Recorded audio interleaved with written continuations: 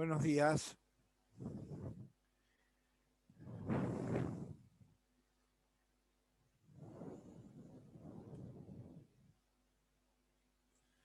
Bueno, vamos a seguir explicando la bolilla 17 y habíamos quedado, o la última clase, analizando los distintos elementos que integran el estatus constitucional para las garantías de independencia y eficacia de los jueces, es decir, lo que tiene que ver con el nombramiento, juramento, inamovilidad, sueldo, incompatibilidades y responsabilidad, y vimos la cuestión del retiro por edad. Vamos a hacer una pequeña recuerdo sobre esto, el sistema de designación y remoción de los jueces, que después vamos a reforzar cuando hablemos del Consejo de la Magistratura de la Nación en la bolilla siguiente. Como ya explicamos, nuestra Constitución reformada en 1994 cuenta con dos formas de designación. Una referida a los integrantes de la Corte Suprema de Justicia de la Nación y otra referida a la composición de los tribunales y jueces inferiores. La primera de ellas mantiene el modelo clásico, propuesta del presidente de la República con acuerdo del Senado, pero estableciendo algunas modificaciones, algunas de tipo reglamentario, a través de un decreto presidencial que se dictó durante la presidencia de Néstor Kirchner, pero que rige hasta la actualidad, que se mantiene vigente, por el cual ese proceso de designación por parte del Poder Ejecutivo tiene un proceso de participación ciudadana a través de distintos sectores, personas y organizaciones que pueden expresar sus observaciones, sus críticas o eventualmente sus apoyos a esa candidatura, y sobre la base de esa participación e intervención, el propio titular o el titular del Poder Ejecutivo pueden definir la continuación de la propuesta o eventualmente modificarla o cambiarla por otra. Y la segunda etapa, que es la propuesta ante el acuerdo del Senado de la Nación, que tiene algunas modificaciones que están vinculadas con el carácter público de la audiencia, en primer lugar, es decir, que debe de celebrarse una audiencia pública previo a la aprobación o desaprobación del pliego, y en segundo lugar, la posibilidad de que también la sociedad civil puede participar, reiterando sus observaciones, sus críticas o sus apoyos frente al Senado Nacional y sobre todo a través de la Comisión de Acuerdos del Senado, haciendo llegar a la Comisión de Acuerdos del Senado sus puntos de vista o sus criterios. Y por supuesto los senadores pueden interrogar en relación al candidato en relación a esas observaciones o a otras que consideren pertinentes, y finalmente decidir la votación de la aprobación, que en el caso particular de los integrantes de la Corte Suprema de la Justicia de la Nación exige los 2/3 del total de miembros presentes del Senado Nacional para la aprobación, y que a su vez por sentencia de la Corte, la propia Corte ha establecido de que los conjueces de la Corte Nacional propuestos por ley también deben reunir esa mayoría agravada, es decir, que la ley que aprueba la nómina de conjueces de la Corte Suprema tiene que reunir esta mayoría agravada de los 2/3 del total de miembros del Senado de la Nación.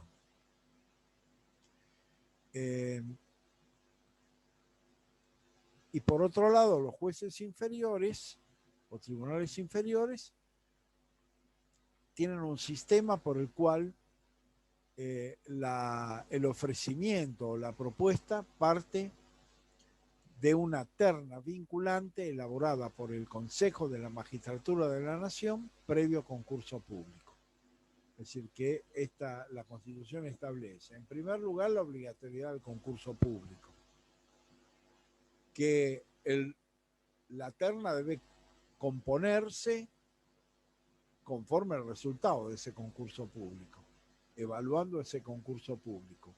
Y finalmente esa terna es elevada al Poder Ejecutivo Nacional y el Poder Ejecutivo Nacional puede optar por uno de los 3 ternados, cualquiera sea el orden de mérito que ocupen, si eventualmente el Consejo de la Magistratura eleva esa terna con un orden de mérito, cosa que la Constitución tampoco establece como obligatorio. El presidente puede elegir a cualquiera de los 3 ternados y ese ternado entonces es puesto a consideración del Senado de la Nación para el acuerdo. Hay que señalar también que aún en el caso de jueces inferiores, por terna propuesta por el Consejo de la Magistratura de la Nación, el sistema de testeo con la sociedad civil también se aplica, es decir, que la sociedad civil en forma individual o por medio de organizaciones o colectivamente puede hacer conocer sus observaciones y sus apoyos a los 3 ternados.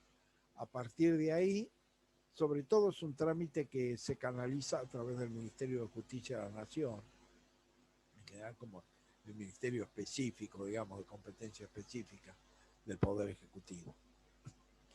Y una vez que se ha producido este intercambio de apoyos o de observaciones a las distintas candidaturas, el presidente de la República elige uno de los 3 ternados y eleva su pliego a la consideración y acuerdo del Senado de la Nación.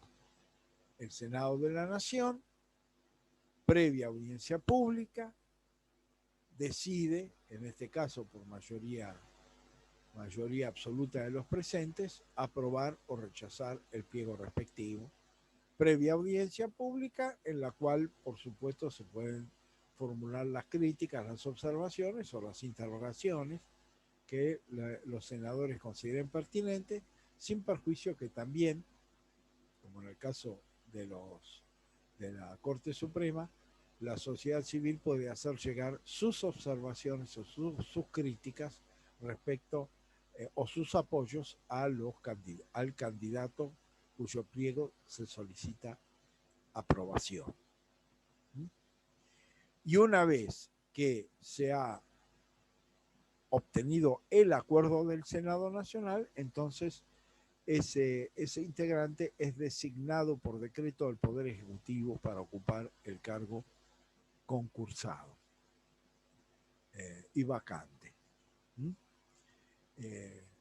Con esta metodología lo que se ha procurado es limitar el poder político, es decir, del Poder Ejecutivo y del propio Senado de la Nación, en la medida en que la propuesta parte de un concurso público realizado por un tercer organismo, que es el Consejo de la Magistratura, que tiene una integración política, pero también una integración de representantes de jueces, de abogados y del sector académico. Con lo cual lo que se procura es ampliar también la mirada sobre las propuestas. Y en el caso particular de la reglamentación del Consejo de la Magistratura, la terna debe aprobarse por los 2/3 del total de miembros presentes del Consejo de la Magistratura para poder ser luego elevadas al Poder Ejecutivo Nacional. Y con respecto al tema de la remoción de los jueces, bueno, juicio político para los integrantes de la Corte Suprema de Justicia de la Nación, es decir, acusación por la Cámara de Diputados y juicio y destitución por la Cámara de Senadores, o acusación, en el caso de los jueces inferiores, acusación por parte del Consejo de la Magistratura y juzgamiento por parte del jurado de enjuiciamiento, que está regulado en el artículo 115 de la Constitución Nacional. Con lo cual también se procuró sacar del ámbito estrictamente político el juzgamiento y la determinación de responsabilidad de los jueces inferiores, particularmente. Ya que el jurado de enjuiciamiento también está integrado no solamente por representación del sector político, sino también de los jueces y de los abogados. Y por ende, bueno, lo que se procura es que ese proceso tenga un dinamismo mayor del que tuvo en el pasado, con la exclusiva recurrencia al juicio político y también los reparos que esos juicios políticos generan, en la medida en que muchas veces se analizan más desde el lugar de las razones políticas partidarias que motivan la destitución, que por las razones mismas del mal desempeño o de la mala conducta o de la comisión de delitos dolosos. Nosotros sobre este tema, sobre todo en el caso de jueces inferiores, vamos a volver. Ya hemos analizado, o se analiza el juicio político cuando se habla de las competencias del Congreso de la Nación, y hemos analizado, al referirnos a la Corte Suprema de Justicia de la Nación, al tema del juzgamiento, designación y responsabilidad de los integrantes de la Corte Suprema. Pero lo que tiene que ver con los jueces inferiores lo vamos a luego a volver a abordar en la bolilla siguiente, al hablar del Consejo de la Magistratura y el jurado de enjuiciamiento. Después están los jueces de la capital federal, que ya hemos analizado, pero lo reiteramos acá. La reforma de 1994 generó para la ciudad de Buenos Aires un doble estatus. Es decir, por un lado, el estatus de capital de la República, que ya ostentaba, y por el otro lado, la de ciudad autónoma. Entonces, eso ha, por supuesto, generado una situación novedosa, que tiene su repercusión también en el ámbito de la justicia. Hasta 1994, la justicia de la ciudad de Buenos Aires era justicia de la capital federal y por lo tanto estaba bajo jurisdicción del gobierno nacional, porque la capital federal es espacio territorial que está bajo la jurisdicción del gobierno nacional, como territorio federal. Al generarse la ciudad autónoma de Buenos Aires, esa ciudad autónoma, hoy por hoy, ese mismo espacio físico tiene por un lado un gobierno autónomo y por el otro un gobierno federal que es, digamos, el custodio natural del espacio de la capital de la República. Por ende, se va a generar un proceso de transición que en esos primeros años, después de 1994, 1995, 1996, va a profundizar la autonomía de la ciudad en la medida en que va a dictar su propio estatuto, es decir, va a dictar su propia constitución, y como tal va a generar su propio poder ejecutivo, su propio poder legislativo y su propio poder judicial. Ahora, ¿qué pasa con las atribuciones que estaban en manos? Piensen ustedes que todas esas atribuciones estaban en manos del gobierno federal. Entonces, lo que establece la Constitución Nacional es que esa transferencia de funciones va a hacerse por ley del Congreso Nacional. Y evidentemente ese traslado de funciones fue periódico, no fue inmediato, no fue constante o permanente, sino que fue por periodos o por etapas. Tal es así que, por ejemplo, la transferencia de parte de la Policía Federal Argentina a la jurisdicción de la Ciudad Autónoma se hizo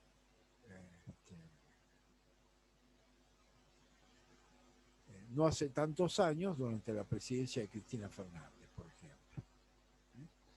Es decir, que lentamente se fue haciendo. Y luego se concretó definitivamente durante la presidencia de Macri, del ingeniero Macri. Es decir, que esa policía, había una contradicción que se había disminuido en parte con la creación de lo que se llama la policía de la ciudad, pero evidentemente la fuerza policial más importante seguía estando bajo las órdenes del Estado Nacional. Y por ende, bueno, se generaba una situación de contradicción que evidentemente se fue lentamente definiendo a favor, digamos, de la transferencia de una parte importante de las funciones policiales de la Policía Federal a la Ciudad Autónoma, por un lado.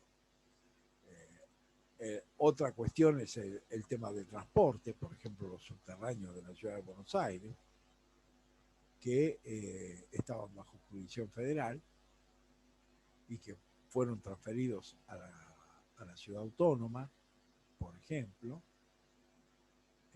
con todo lo que tiene que ver también con la cuestión de los recursos, que es un tema que está en debate, por ejemplo, que está en debate en la actualidad, cuando el Poder Ejecutivo redujo la participación de los recursos coparticipables de la Ciudad Autónoma de Buenos Aires, lo hizo no en relación a la coparticipación, sino en relación a los recursos que él había transferido el Estado Nacional a la Ciudad Autónoma como consecuencia de la transferencia de la Policía Provincial, la Policía Federal. Con lo cual, lo que se analiza no es una reducción de la coparticipación, que es el debate que está dado en la actualidad, y que fue sometido, digamos, al conocimiento como competencia originaria de la Corte Suprema de Justicia de la Nación, que ahora después vamos a analizar estos aspectos en particular. Lo que va a suceder fundamentalmente entonces es una reducción del importe que se transfiere para solventar los costos de esa gestión policial, y que no es lo que tiene que ver estrictamente con la participación o coparticipación que está regulada en el artículo 99, inciso tercero de la Constitución Nacional. Y es lo que está en debate. La Ciudad Autónoma sostiene que es una restricción de la coparticipación, el Gobierno Nacional sostiene que es una reducción a valores reales de los costos del sostenimiento del servicio policial transferido. Esto tiene que ver con uno de los aspectos, que es la transferencia. Las transferencias no fueron automáticas o mecánicas, es decir, la Constitución no ordenó la transferencia de todo, sino estableció una transferencia por ley. Y la ley del Congreso es la que regula esa transferencia. Entonces hay funciones, como parte de las funciones de transporte, como subterráneo, parte de las funciones de seguridad, como la Policía Federal Argentina, se han transferido a la Ciudad Autónoma. Pero hay una función que no se ha transferido, y es la del Poder Judicial Nacional en territorio de la capital de la República, que hoy también es ciudad autónoma. Entonces, esto que antes explicamos, que hay una justicia federal, hay una justicia nacional, que es el resabio de lo que sería la justicia de la capital federal antes de la reforma de 1994, y una justicia de la ciudad autónoma, propia de la ciudad autónoma. Esa transferencia de funciones han sido parciales, también por ley, pero tienen que ver con el tema contencioso administrativo, es decir, la regulación de la relación entre la ciudad autónoma y sus empleados y sus habitantes, digamos, que sería la competencia contencioso-administrativa propia de la ciudad autónoma, y después las funciones contravencionales, por ejemplo, de faltas, contravencionales y de faltas que fueron transferidas, porque se considera que son funciones más que se acercan, digamos, mucho más a la legislación propia de la ciudad autónoma. En cambio, las competencias civiles, comerciales, penales, laborales, siguen siendo de la justicia nacional, es decir, la aplicación de los llamados códigos de fondo, que son además dictados por el Congreso Nacional. Por supuesto que es esperable que con el tiempo esa transferencia se produzca, es decir, que la justicia civil y comercial, la justicia laboral, la justicia penal de la capital federal, llamada en ese momento de la capital federal, sea transferida definitivamente a la ciudad autónoma. Pero en este caso, no solamente está la cuestión política en juego, está también la gestión del propio Poder Judicial. Es decir, esa justicia nacional prefiere mantenerse dentro de la órbita nacional y no pasar a la ciudad autónoma, porque entiende que, digamos, la protección institucional y la cobertura que pueda recibir del Estado Nacional a través del presupuesto nacional es mucho más importante de la que podría recibir ya dependiendo del presupuesto de la ciudad autónoma. Entonces hay una resistencia del propio Poder Judicial Nacional a ser transferido a la ciudad autónoma, aunque lo que se espera es que esto efectivamente suceda. Profe, ¿le puedo hacer una consulta? Sí. Sí, usted anteriormente estaba hablando de una contradicción entre la Policía Federal y Nacional, ¿era verdad? Una contradicción Entre la entre Policía, la Policía Federal. Sí, sí, se dieron situaciones, por ejemplo, una situación muy paradigmática que fue un ataque a la legislatura porteña, que se dio en un contexto de modificación de las normas contravencionales, es decir, de convivencia, las reglas de convivencia. Y, por ejemplo, la Policía Federal, que eventualmente tenía que haber neutralizado ese ataque, si se quemó la puerta de ingreso de la legislatura de la ciudad autónoma, no participaba, no intervenía. ¿Por qué? Bueno, porque depende del Ministerio del Interior de la Nación. Y por lo tanto, eventualmente era ese ministerio el que tenía que resolver la intervención o no de la Policía Federal. No dependía del titular del gobierno de la ciudad. Entonces se genial. daban Y luego confrontaciones. habló disculpe, de la reducción a valores reales de los costos. ¿De qué habló del transporte público? ¿Puede ser? ¿O me quedó sin completar No, esa parte? no, un debate que está todavía pendiente. Hace un año más o menos, por decreto, el presidente de la República redujo el nivel de recursos que se transferían a la ciudad autónoma de Buenos Aires, basado en que la transferencia que oportunamente se hizo durante la presidencia de Macri excedía los gastos reales del sostenimiento de esa Policía Federal transferida. Es decir, porque una cuestión que es de permanente debate es que si se transfiere una función que está bajo la órbita federal, pero que le corresponde a la ciudad autónoma, esa transferencia tiene que hacerse con los recursos necesarios para solventar esa transferencia. En el caso de la Policía Federal, la transferencia se concretó durante la presidencia de Macri y se fijó un determinado importe que en principio para el gobierno autónomo de la ciudad era parte de la coparticipación. Entonces, lo que sostiene el gobierno nacional es que es una reducción de gastos vinculados con los gastos reales necesarios para el sostenimiento y la transferencia de parte de la Policía Federal.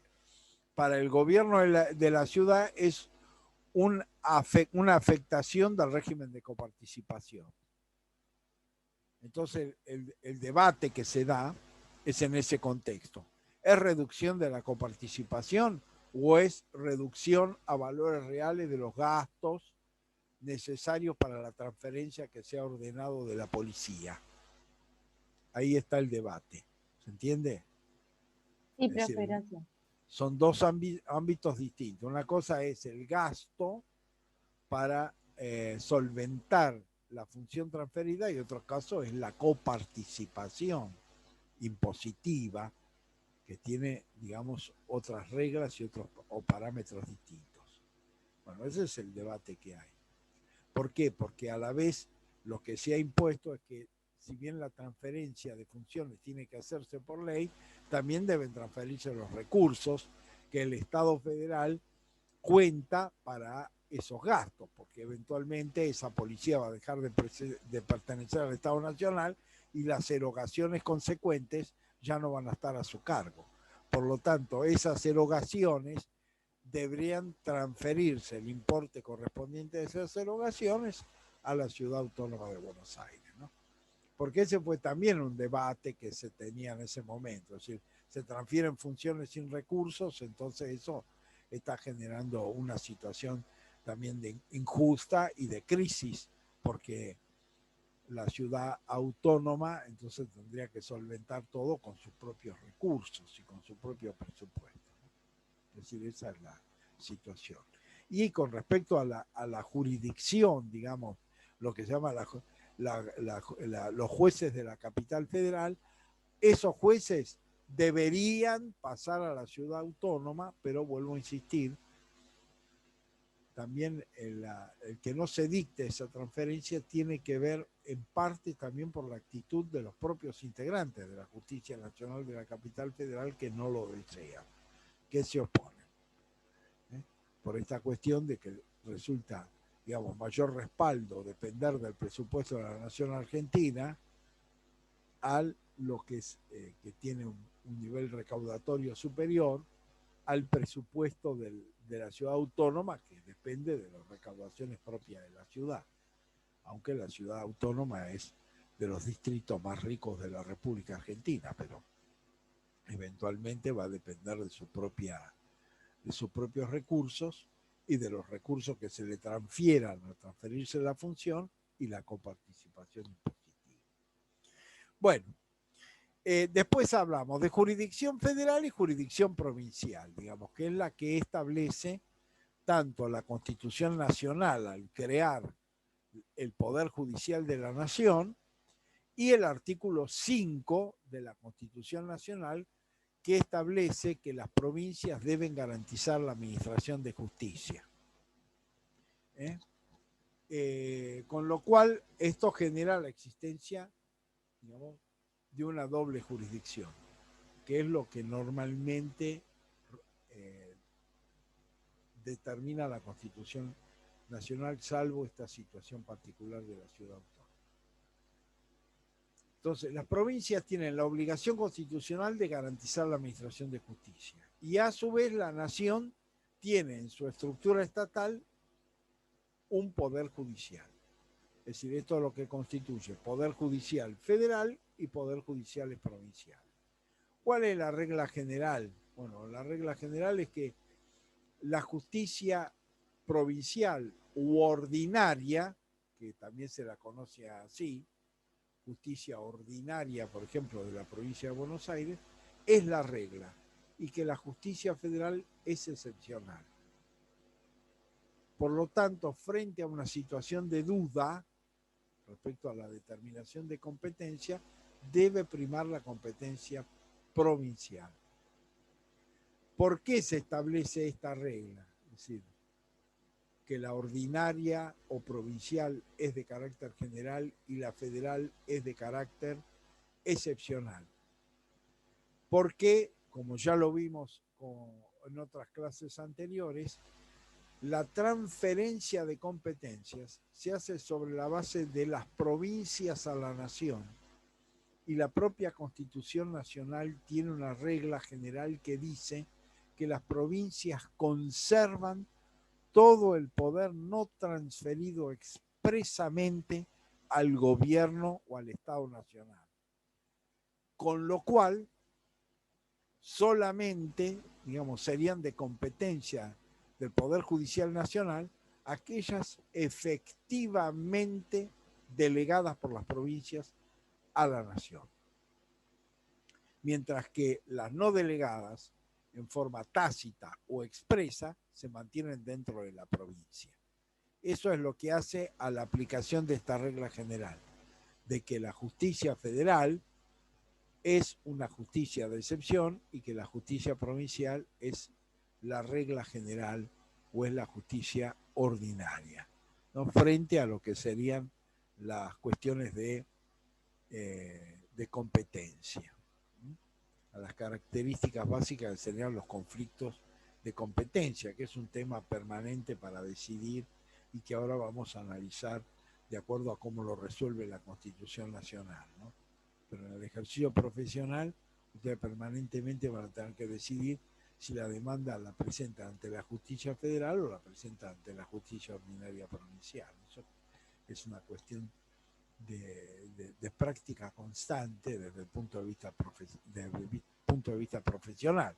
Y por lo tanto, esta regla tiene su importancia y su trascendencia, aunque por supuesto que las cuestiones de competencia muchas veces son razones de litigio, de conflicto, que pueden llegar hasta las más altas esferas, es decir, la Corte Suprema de Justicia de la Nación, si estamos hablando de una competencia entre Poder Judicial Federal y Poder Judicial Provincial, por ejemplo.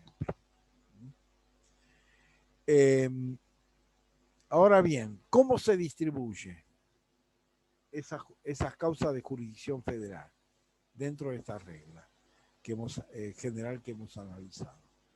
Bueno, a partir de la delegación que las provincias hacen a la nación de determinadas competencias que están reguladas en el artículo 116 de la Constitución Nacional, con una regla complementaria que es la 117.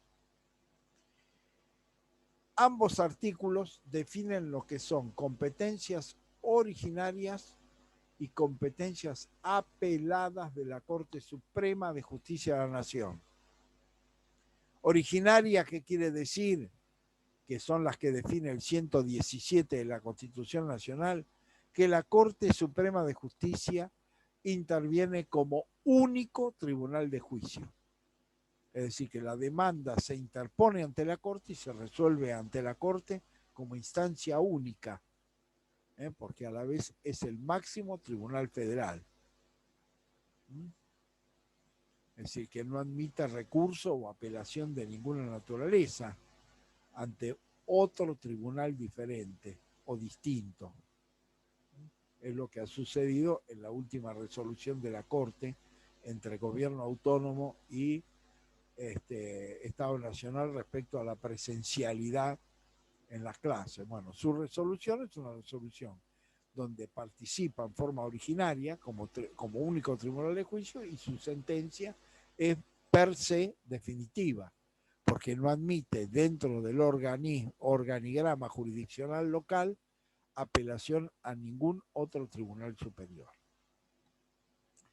Y luego está lo que se llama la competencia apelada, que sería la competencia que es federal, pero que se llega a la Corte por medio de recurso.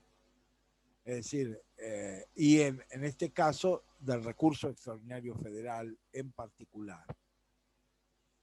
Es decir, es competencia federal, pero en principio le corresponde a los jueces inferiores, su intervención inicial, con la posibilidad de llegar a la Corte Suprema de Justicia por medio de apelación o recurso. Por eso se habla de competencia apelada de la Corte. En general, la competencia federal está regulada en el 116 de la Constitución. Y de esa competencia, en particular, algunos de los casos que habilitan la competencia federal, está establecida en el artículo 117 de la Constitución Nacional. Una diferencia respecto a las características de la competencia originaria y apelada es que la mayoría de la doctrina sostiene que la competencia apelada de la Corte puede ser modificada y regulada por ley. Es decir, que eventualmente la legislación puede ampliar la competencia federal, por ejemplo, apelada de la Corte. En cambio, la competencia originaria, es decir, aquella en que la Corte interviene como único tribunal de juicio, solamente se puede modificar con una reforma constitucional, que así lo disponga. Es decir, esta es una característica también que en general la doctrina diferencia entre competencia apelada y competencia originaria. La apelada puede ser sujeta a reglamentación y ampliada o disminuida por medio de ley. En cambio, la competencia originaria solamente se puede ampliar o disminuir con reforma de la Constitución Nacional. Después vamos a ver que hay algunas excepciones a esta regla por la jurisprudencia de la Corte, pero este es el criterio doctrinario dominante. ¿Qué dice el artículo 116? En principio dice que corresponde a la Corte Suprema y a los tribunales inferiores de la Nación, de ahí que se habla de competencia apelada, el conocimiento y decisión de todas las causas que versen sobre puntos regidos por la Constitución y por las leyes de la Nación, con la reserva hecha del inciso 12 del artículo 75 y por los tratados con las naciones extranjeras. Entonces, esta es una primera tipo de competencia. En general, la determinación de competencias tiene tres reglas básicas. Las competencias se determinan por la materia, es decir, por la materia del litigio, se determinan por el lugar, por ejemplo, es decir, el lugar donde el litigio se genera, o por la persona, es decir, las personas que están involucradas en el litigio.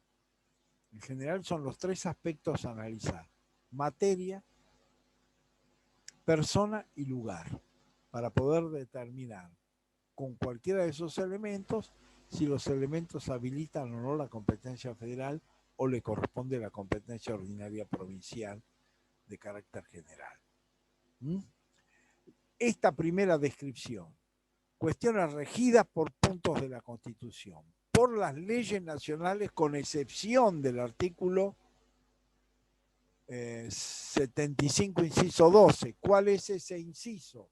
El que habla de los llamados códigos de fondo: Código Civil y Comercial, Código Penal, Código Laboral, etcétera. ¿Por qué? Porque esos dispositivos se aplican tanto por la justicia federal como por la justicia provincial.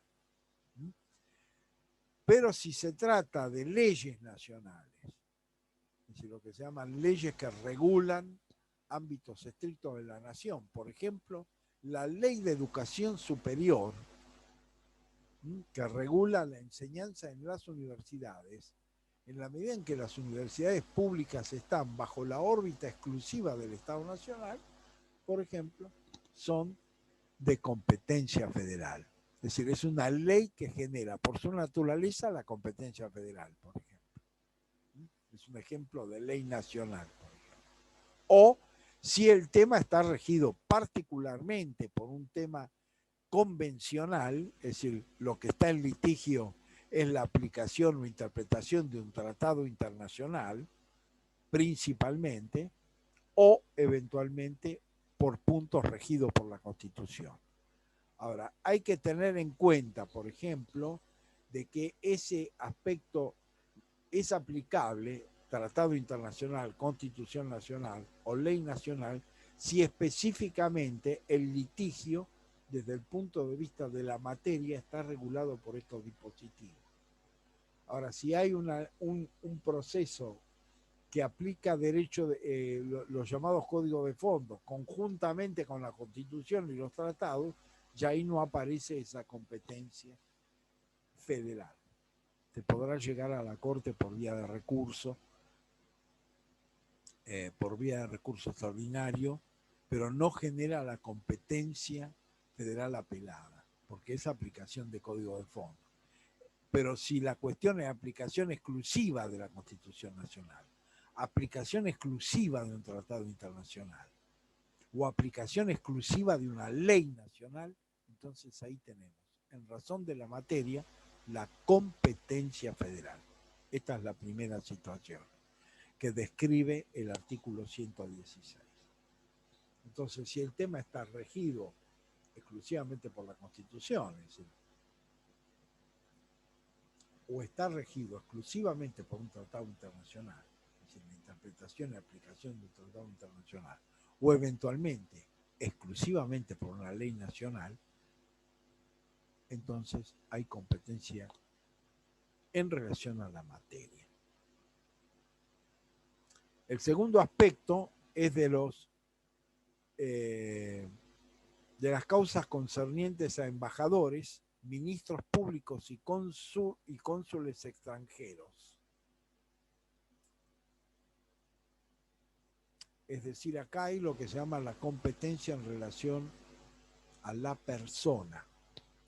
Si la persona sujeta a proceso es un embajador, es un ministro plenipotenciario, es un cónsul, entonces evidentemente acá se genera competencia federal en relación a la persona. La Corte en este caso ha distinguido que es diferente si es la persona del embajador, del cónsul o del representante diplomático el que está siendo demandado o demanda, a diferencia de ese que si es la embajada o el consulado como institución. En ese caso la Corte ha definido de que si es la persona es competencia originaria. Si es la institución, embajada, consulado, el que demanda o es demandado, es competencia federal apelada, es decir, hay que ir a los jueces federales de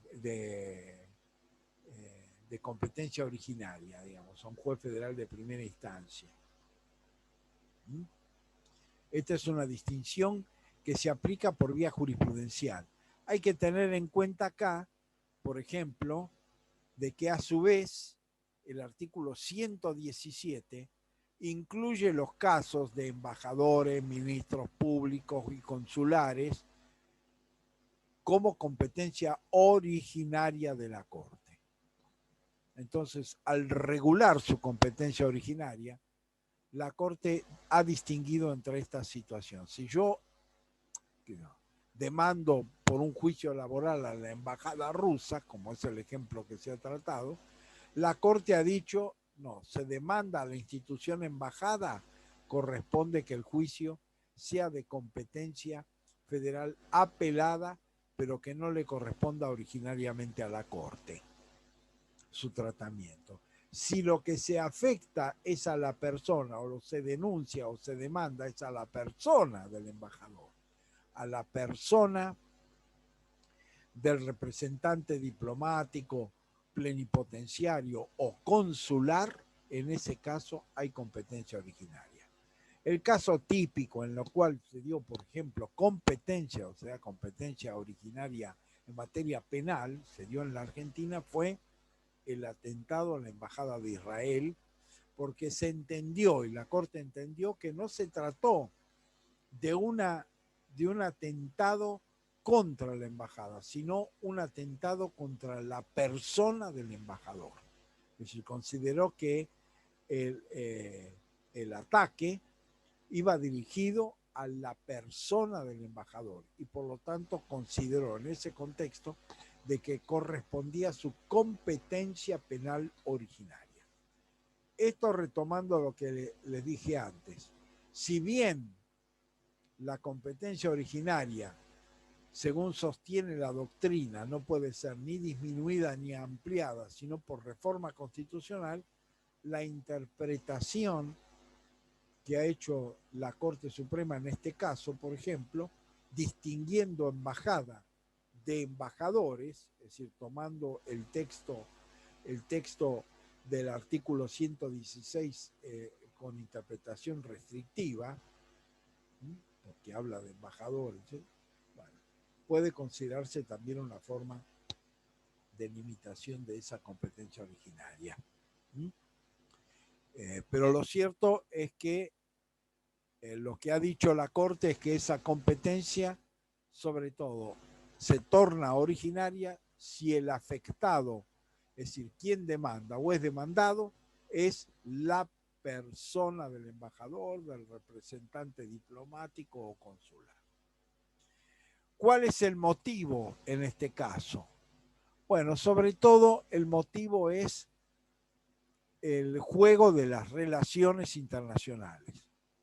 Es decir, lo que procura la Constitución es que frente a estas situaciones se genera una competencia federal porque es la relación en última instancia diplomática del Estado Nacional, porque la conducción de las relaciones diplomáticas las tiene el Estado Nacional, es decir, las provincias le han transferido esa potestad en forma permanente y exclusiva al Estado Nacional, por un lado, y por otro lado se procura evitar la alternancia jurisprudencial que eventualmente entre juicios, sentencia de primera instancia, de Cámara o eventualmente de Corte, pueden determinar fallos de contenido contradictorio que eventualmente pueden afectar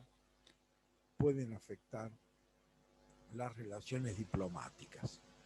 Esta es una primera aproximación de por qué se incluye dentro de la competencia federal y por qué, por regla, cuando se trata de la persona de embajadores, representantes diplomáticos o consulares, esa competencia es originaria de la Corte Suprema de Justicia de la Nación.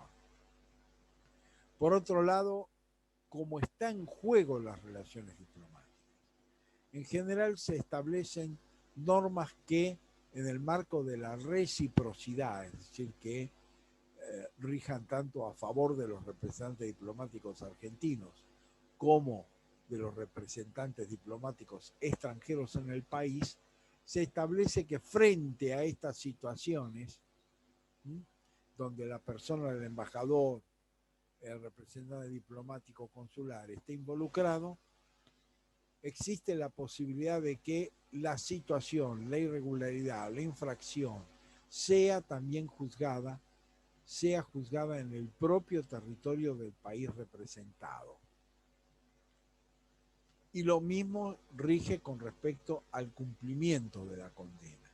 Es decir, la posibilidad de que la condena, aún establecida por la justicia nacional contra un representante diplomático, se cumpla en su país de origen. Estas son reglas excepcionales que rigen sobre todo en el marco de este aspecto central de las relaciones diplomáticas y que están marcados por la necesidad o por la reciprocidad. Es decir, que no es un beneficio para determinado Estado o determinado país, sino que tiene que ser un beneficio mutuo.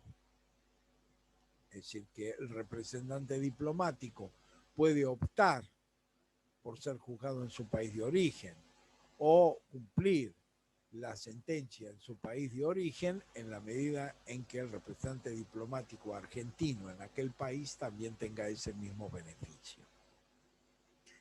Y esta situación de excepcionalidad está marcada centralmente por esta característica de las relaciones diplomáticas, que lo que está en juego son las relaciones diplomáticas. Entonces esta es una característica también muy particular.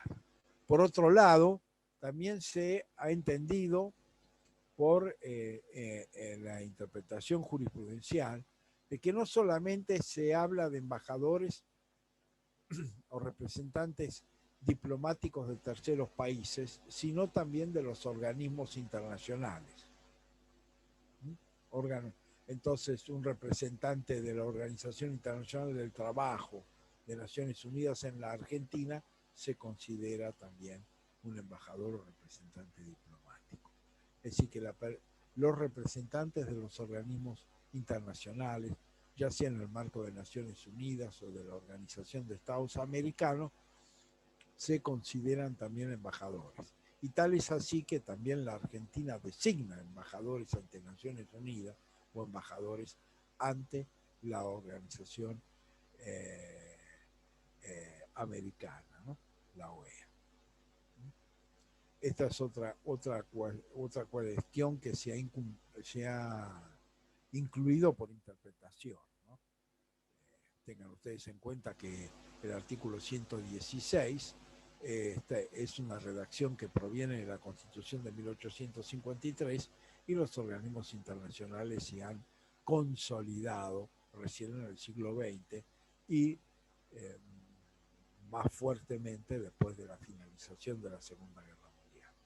Pero se consideran centralmente también representantes diplomáticos.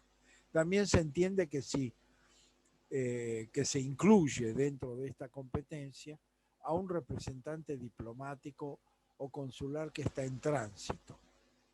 Es decir, tomen ustedes en cuenta, qué sé yo, un embajador chino en Chile, por ejemplo, que hace una escala en Buenos Aires, en el aeropuerto de Ezeiza, y sufre un atentado. Bueno, se considera dentro de este contexto también de competencia federal, aunque no sea un representante diplomático destinado al país y esté exclusivamente en tránsito. Y esto se aplica tanto a los representantes diplomáticos de países como de organizaciones internacionales. Entonces, estas serían las características básicas y los criterios interpretativos vinculados a este tipo de competencia federal, que además adquiere, cuando se trata de la persona del embajador, del representante diplomático o consular, carácter de competencia originaria de la Corte Suprema de Justicia de la Nación como tribunal único de juicio y de sentencia. Luego están las causas de almirantazgo y jurisdicción marítima. Esto es causas vinculadas con la competencia en relación al lugar. Es decir, que si el lugar es la jurisdicción marítima, es decir, el hecho acaece en mar argentino, por ejemplo, es competencia federal apelada, lo que suceda en ese ámbito. Entonces, por eso, en general, por ejemplo, las relaciones, los casos de relaciones laborales en buques de altura, como son, por ejemplo, los contratos de ajuste, lo que se denominan contratos de ajuste, los conflictos que generan son de competencia federal apelada en materia de trabajo. ¿Por qué? Porque es una función o una tarea que se cumple sobre todo en el marco del mar argentino. También son de competencia federal apelada, por este mismo motivo, las causas de rescate, de remolque, por ejemplo, que generalmente si un barco queda lo que se denomina técnicamente al garete, es decir, sin posibilidad, sin capacidad autónoma de moverse, y es remolcado a puerto por otro barco, bueno, ese barco y por otro lado el propietario de ese barco, remolcador, tienen derecho a solicitar una retribución económica a la empresa y al barco remolcado. Y esas relaciones, como se están generando en el mar territorial argentino, es decir, jurisdicción marítima, son de competencia federal. Por ejemplo, para poner algunos ejemplos,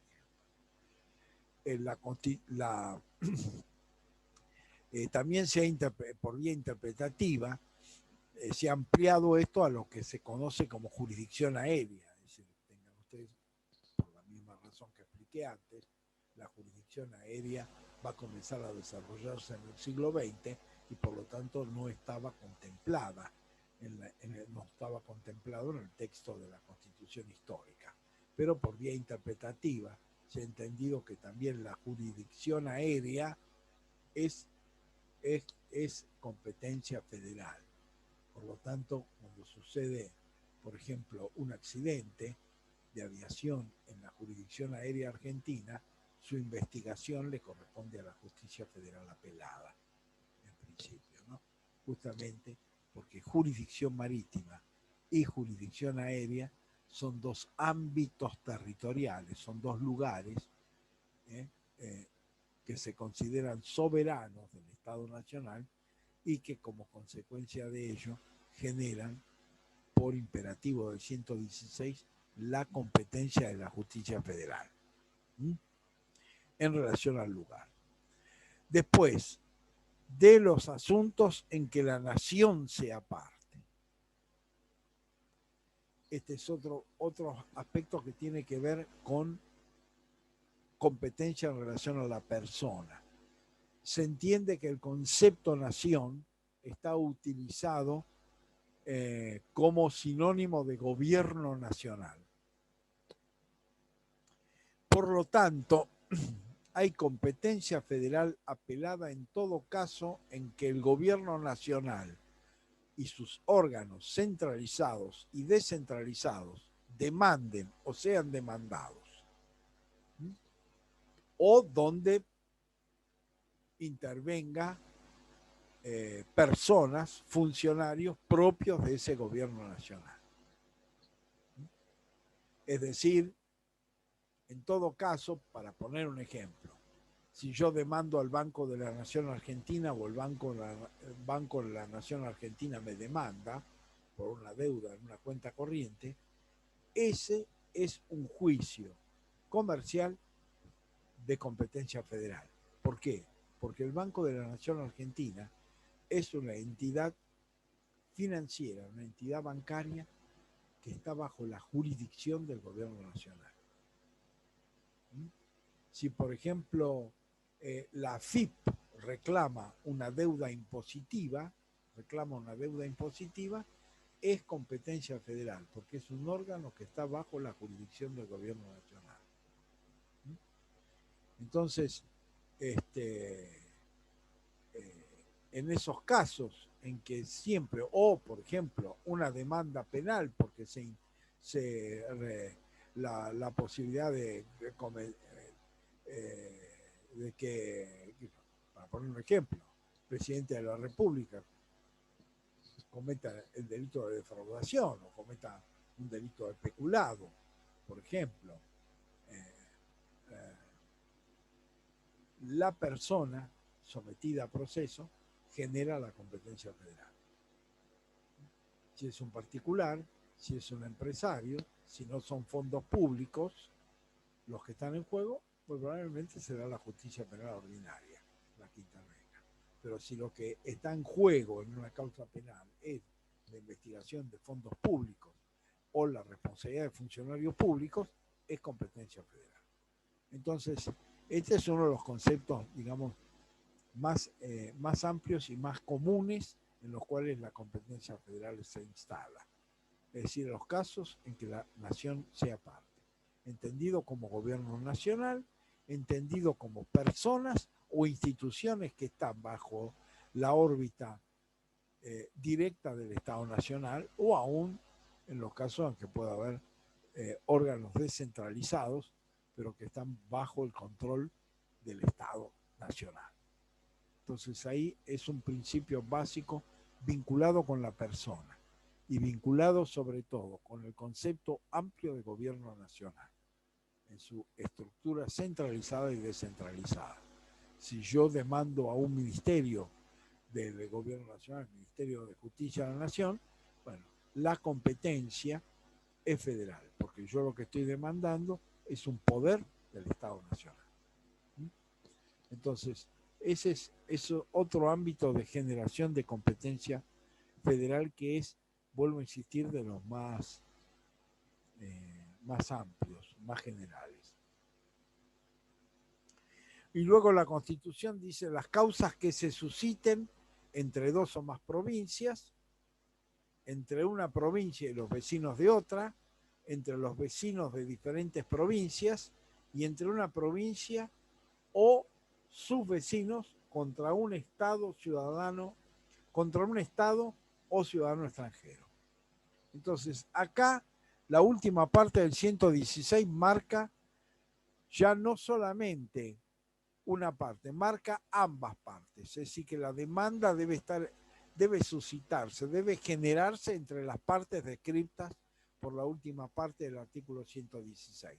Entonces tiene que ser una demanda entre provincias, tiene que ser una demanda entre una provincia y vecinos de otra provincia, o a la inversa, vecinos de una provincia contra otra provincia, tiene que ser extranjero contra una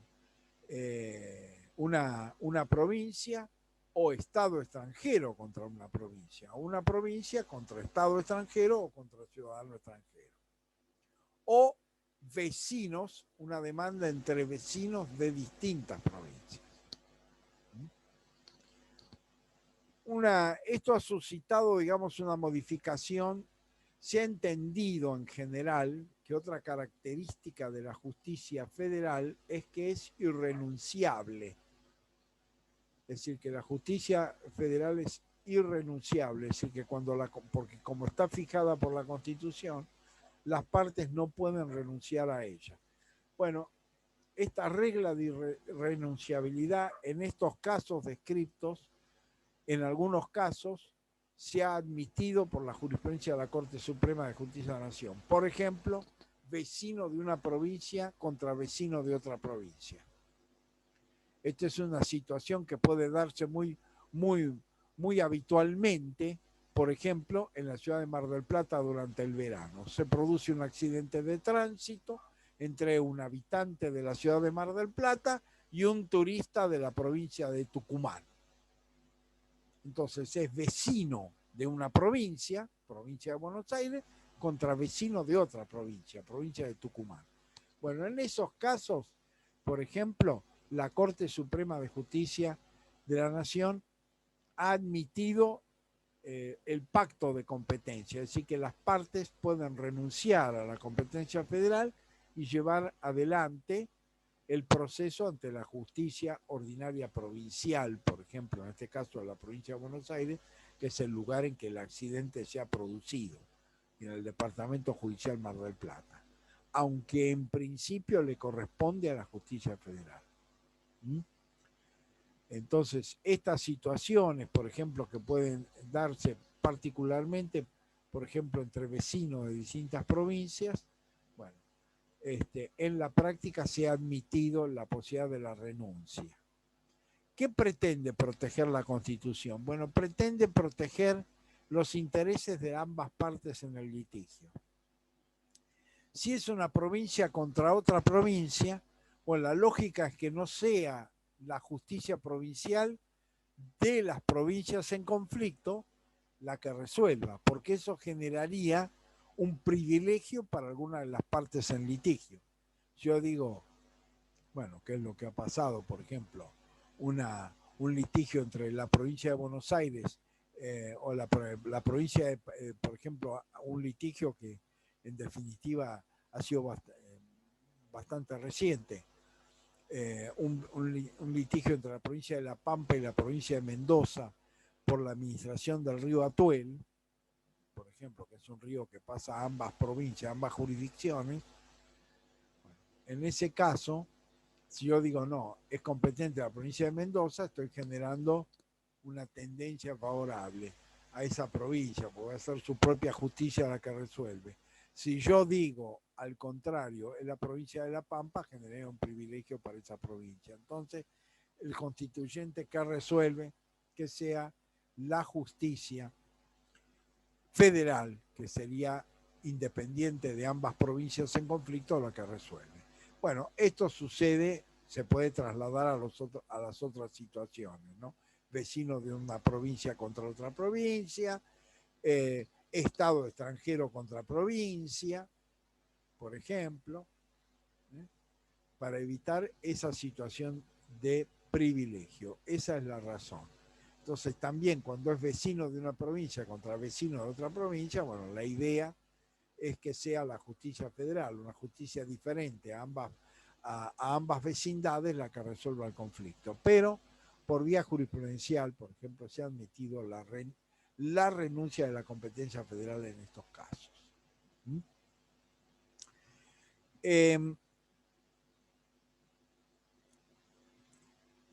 este caso estamos hablando de causas que se suscitan entre estas partes, es decir, estas partes enumeradas tienen que estar como parte demandada y parte actora, es decir, no basta la intervención de una de las partes, sino entre esas partes, que describe la última parte del artículo 116 de la Constitución Nacional. Esta última parte, además, está vinculada con el artículo 117, competencia originaria, porque justamente también el 117 habla de que es competencia originaria de la Corte en los casos en que una provincia es parte. Hay acuerdo doctrinario de que si bien el enunciado es en los casos en que una provincia sea parte, estamos hablando de los casos que se susciten en torno del artículo 116, última parte. Es decir, que no es cualquier caso en que una provincia sea parte, sino en los casos que se susciten conforme la descripción de la última parte del artículo 116. Entonces, hay una relación entre el caso que una provincia sea parte y el enunciado de casos que originan la competencia federal apelada en la última parte del artículo 116. En esto hay, en general, consenso de la doctrina constitucional vinculada con las características de esta competencia y de la restricción, digamos, que se generaría entre el enunciado amplio del 117 y los casos acotados o restringidos en la última parte del artículo 116 de la Constitución.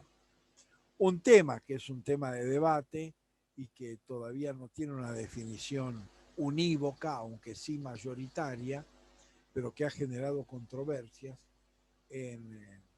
es si la ciudad autónoma de Buenos Aires es equiparable o no a una provincia. Esto ha sido una cuestión de debate, ha habido jurisprudencia que ha sostenido, por ejemplo, de que no lo es, que una cosa son las provincias, otra cosa es la ciudad autónoma, que son, digamos, de origen, las provincias preexisten al Estado Nacional, la ciudad autónoma es consecuencia de la reforma de 1994 y por lo tanto es de creación constitucional posterior a la creación del Estado Nacional, con lo cual habría una definición, una diferencia. La otra es que todo el poder hasta 1853 le correspondía a cada una de las provincias, la ciudad autónoma inexistía, y que el Estado federal se crea por la decisión de las provincias de delegar en el Estado Nacional determinadas competencias. Por lo tanto, desde el punto de vista del origen y del reconocimiento de la autonomía de las provincias que la propia Constitución hace, dicen, se diferencia de la ciudad autónoma. Y entonces esto genera la posición de que no daría origen a la competencia originaria, que fue el voto de la doctora Hitton de Nolasco en el último caso de conflicto entre ciudad autónoma y nación en materia del tema de la presencialidad escolar y a quién le corresponde o a qué poder le corresponde regular esa situación. El segundo aspecto es que, bueno, esa mayoría equiparó al Estado-Nación, a la ciudad autónoma con una provincia y por lo tanto habilita la competencia originaria. Y este argumento se centra en el hecho de que esta autonomía, es decir, por un lado un reconocimiento de autonomía y por el otro lado, como consecuencia de ese reconocimiento, la ciudad autónoma ha dictado su propia constitución, con lo cual equipara de alguna manera la institucionalidad de las provincias establecida en el artículo 5, es decir, pueden dictar su propia constitución con la ciudad autónoma de Buenos Aires, que también lo ha hecho. En la práctica lo ha hecho y ha quedado institucionalmente y jurídicamente admitido esta potestad y este derecho, como ya expliqué antes. Entonces, bueno, esa es una discusión que no está total y absolutamente definida, porque vuelvo a insistir, la jurisprudencia propia de la Corte Suprema distinguía entre provincia y ciudad autónoma, aunque ahora hay una tendencia a la equiparación. Por ejemplo, entonces la ciudad autónoma tendría, en este caso, estatus constitucional de provincia y podría generar la competencia originaria. Esta es una cuestión. Otra cuestión es, bueno, que la jurisprudencia de la propia Corte ha limitado, por ejemplo, esta competencia originaria cuando una provincia es parte. Sobre todo, por ejemplo, ha sostenido cuando lo que se aplica es exclusivamente derecho público provincial. En ese caso, ha dicho que si lo que se aplica es derecho público provincial y una provincia es parte, le corresponde la competencia a la justicia provincial, dirimir la cuestión litigiosa, y no a la justicia federal. Porque ha dicho que para que exista competencia federal cuando una provincia es parte, debe haber lo que se llama una causa civil. Es decir, debe discutirse la aplicación de las normas de derecho de fondo. Pero si esas normas no son aplicables al caso contencioso y solo son las normas provinciales, entonces la Corte ha dicho que en respeto de la propia autonomía provincial debe ser la propia provincia la que resuelva el litigio. Con lo cual también ahí ha habido otro fallo que ha puesto un límite a la competencia originaria de la Corte cuando una provincia es parte. Y es demandada en la medida en que es solo derecho público provincial el que se aplica para dirimir el conflicto. Y que como consecuencia debe existir una causa civil que genere entonces la competencia federal y eventualmente la competencia originaria de la Corte. Entonces, digamos que estas reglas son las que, en definitiva, son aplicables para la determinación de la competencia federal. Como ya dije, hay consenso en que la competencia apelada se puede regular legalmente, es decir, que se puede ampliar o disminuir legalmente. El caso más típico es, desde el punto de vista penal, la ley nacional de estupefacientes, es decir, del tráfico de estupefacientes. En principio la ley estableció, es la ley 23.737, la originaria, estableció la competencia federal en materia de consumo y comercialización de estupefacientes, entendiendo la necesidad de la competencia federal sobre el hecho de que esa actividad está extendida sobre la totalidad del territorio nacional. Pero, por ejemplo, reformas más recientes han establecido, por ejemplo, la distribución de competencias entre comercialización, competencia federal, y consumo para uso personal, competencia provincial, porque sería la idea de que ese consumo estaría afectando solamente la territorialidad de la provincia en que se efectúa. En cambio, el comercio puede ser, digamos, interprovincial y por lo tanto generar la competencia federal. Entonces hay determinados, por ejemplo, en materia penal es uno de los casos en que se da, ¿no? En que se han definido determinados delitos y se han definido como competencia federal apelada, a pesar de que no entra, es decir, los códigos de fondo están excluidos. La regla general del artículo 117 es que los códigos de fondo, entre ellos el Código Penal, las leyes especiales, están excluidas. Pero hay situaciones en que por vía legislativa se ha admitido. Pongo este ejemplo porque acá se fijó una competencia amplia y luego por la misma legislación se restringió esa competencia y se limitó. Entonces, en cambio, vuelvo a insistir, la competencia originaria no podría modificarse o ampliarse por ley como regla general, aunque la jurisprudencia de la Corte ha establecido excepciones a esa competencia originaria. Es decir, la ha restringido, por ejemplo, por vía interpretativa, por vía jurisprudencial. Y entonces esta es, digamos, la situación que se está dando en este momento.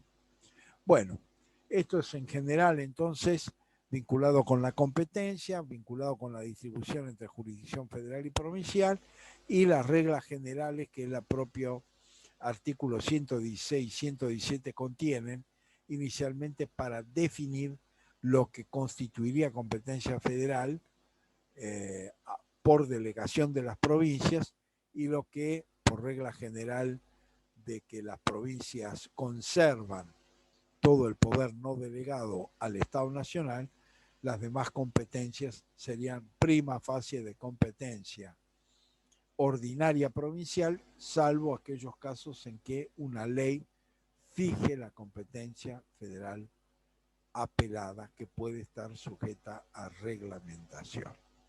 Bueno, dejamos acá y en la clase del miércoles vamos a comenzar a analizar la bolilla 18, el tema del Consejo de la Magistratura. Hasta el miércoles. Gracias. De nada.